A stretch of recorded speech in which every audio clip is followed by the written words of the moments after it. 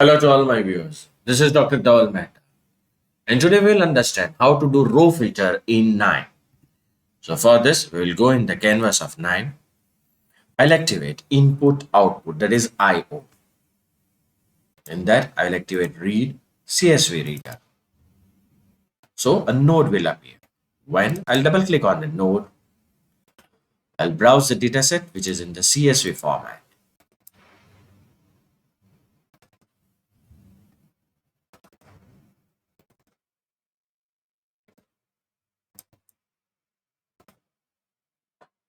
Now you can see that the heart1 data has been connected with the node. Now I'll execute it. Again, right click on it and see the file table. Now I want to delete this observation, a particular observation I want to delete, that is row 10, I want to delete it. How can I do it? So for this, I will go in row filter, double click on it, right click on it and configure. Now here,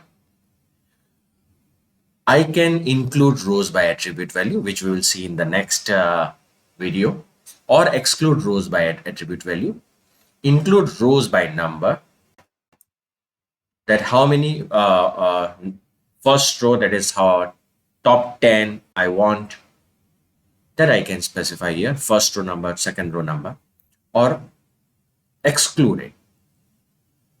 I can also include the rows by row ID or exclude it. I want to remove the observation number 10. So I'll write down here row 10. Click OK. Right click on it and execute. Now again see the filter table. You can see the observation number 10 has now been filtered. So this is a way you can filter the rows in KNIME. For more videos on KNIME, you can subscribe to my channel. You can follow me on LinkedIn and Twitter. Please refer my playlist in which I already uploaded many videos on KNIME.